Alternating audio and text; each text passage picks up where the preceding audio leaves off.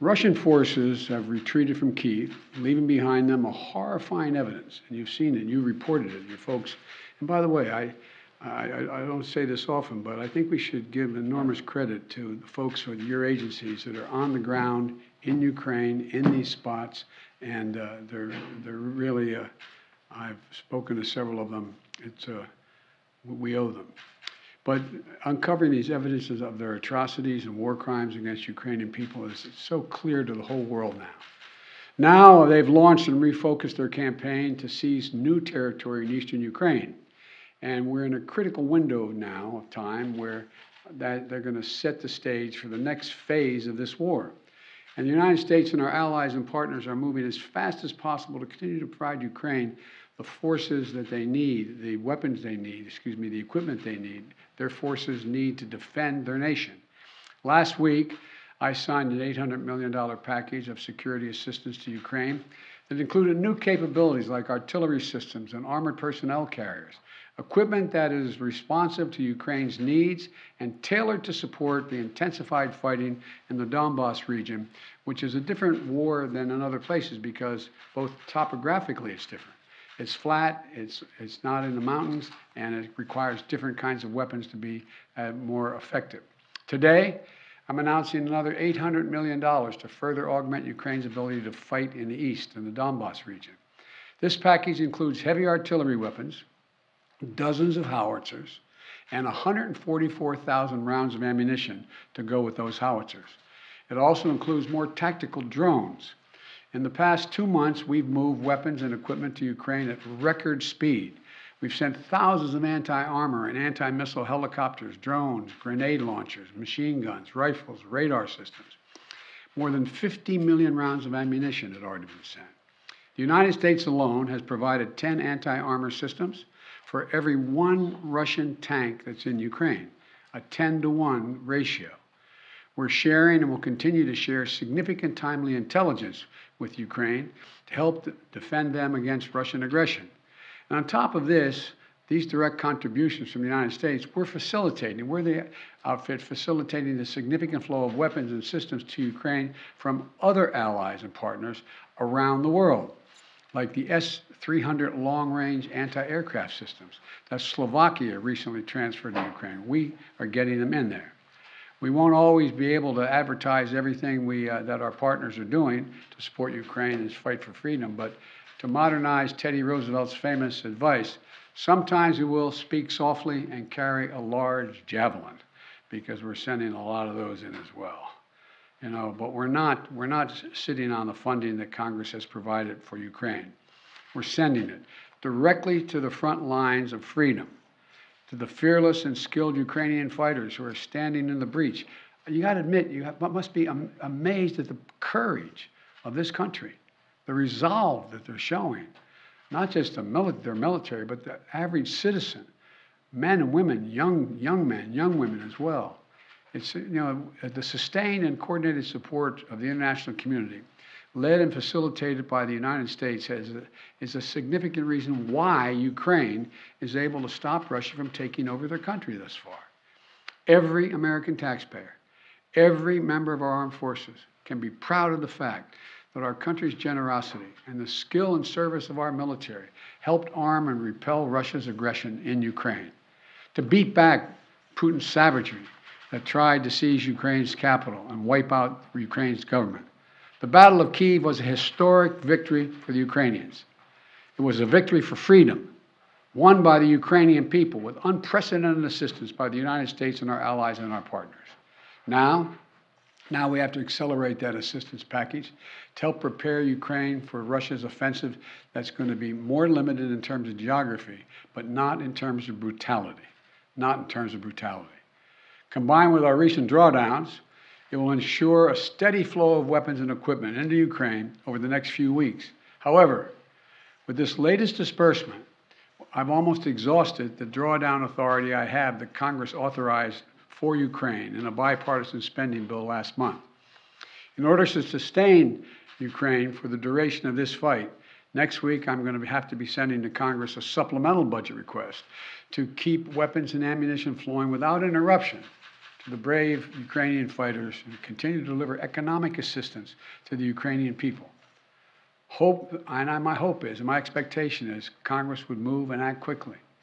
And I want to thank the Congress, Democrats and Republicans, for their support for the people of Ukraine. Our unity at home, our unity with our allies and partners, and our unity with the Ukrainian people is sending an unmistakable message to Putin. He will never succeed in dominating and occupying all of Ukraine. That will not happen. In addition to bolstering Ukraine's resistance on the battlefield, we're also demonstrating our support for the people of Ukraine. Today, the United States is announcing that we intend to provide an additional $500 million in direct economic assistance to the Ukrainian government. This brings our total economic support for Ukraine to $1 billion in the past 2 months. This is money the government can help use to stabilize their economy, to support communities that have been devastated by the Russian onslaught, and pay the brave workers that continue to provide essential services to the people of Ukraine. You know, these past weeks have seen a terrible human cost of Putin's ambition for conquest and control. Approximately two-thirds of all Ukrainian children have been displaced from their home. More than 5 million Ukrainians have fled their country. It's an absolute outrage. The idea this is happening, approaching the second quarter of the 21st century, is just, Last month when I was in Europe, I announced that the United States would welcome 100,000 Ukrainians so that we share in the responsibility of supporting Ukrainians fleeing Putin's war machine.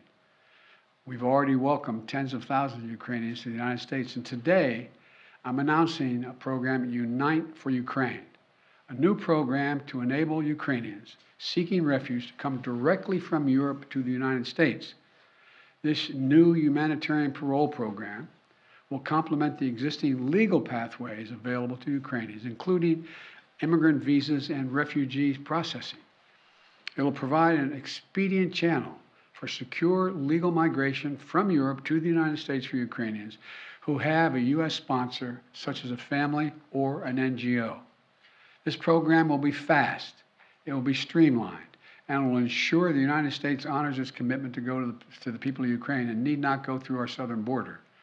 We're also continuing to ratchet up the pressure on Putin and further isolate Russia on the world stage. Yesterday, the Treasury Department rolled out additional measures to crack down on the entities and individuals attempting to evade our unprecedented sanctions, not just ours, but throughout the West. Today, I'm announcing that the United States will ban Russian-affiliated ships from our ports, as they did in Europe. That means no ship that sails under the Russian flag or that is owned or operated by a Russian interest will be allowed to dock in a United States port or access our shores. None. This is yet another critical step we're taking in concert with our partners in the European Union, the United Kingdom, Canada, and further to deny Russia the benefits of international economic system that they so enjoyed in the past. We don't know how long this war will last, but as we approach the 2-month mark, here's what we do know. Putin has failed to achieve his grand ambitions on the battlefield. After weeks of shelling Kyiv, Kyiv still stands. President Zelensky and his democratically elected government still remain in power. And the Ukrainian armed forces, joined by many brave Ukrainian civilians, have thwarted Russia's conquest of their country. They've been bolstered from day one by an unstinting supply of weapons, ammunition, armor, intelligence from the nations of the free world, led by us, the United States. As Russia continues to grind out the military advances and the brutalities against Ukraine, Putin is banking on us losing interest. That's been my view. You heard me say this from the beginning. He was counting on NATO, European Union, our allies in Asia, cracking, moving away. He's betting on Western unity will crack. He's still betting on that. And once again, we're going to prove him wrong. We will not lessen our resolve. We're going to continue to stand with the brave and proud people of Ukraine. We will never fail in our determination to defend freedom and oppose tyranny. It's as simple as that. So again, I want to thank the American people. Thank the American people for their support of the Ukrainian people. This is our responsibility, it seems to me, and we've been able to hold the whole world together in this effort. So thank you very much. Thank you. What does, I'm going to take just one or two questions. I got a plane to catch. What does Putin claiming control over Mariupol mean? How significant is that? Well, first of all, it's questionable whether he does control Mariupol. One thing for sure we know about Mariupol, he should allow humanitarian corridors to let people on that steel mill and other places that are buried under rubble to get out, That's what any head of state would do in such a circumstance. And so there is no evidence yet that Mariupol is completely fallen. Mr. President, on Title 42, sir, are you considering delaying lifting Title 42? No, what I'm considering is continuing to hear from well, first of all, there's going to be an appeal by the Justice Department, because as a matter of principle, we want to be able to be in a position where if in fact it is strongly concluded by the scientists that we need Title 42, that we be able to do that. But there has been no decision on extending Title 42. Thank you. Mr. President, how long can the U.S. maintain the level and pace of this military support for Ukraine?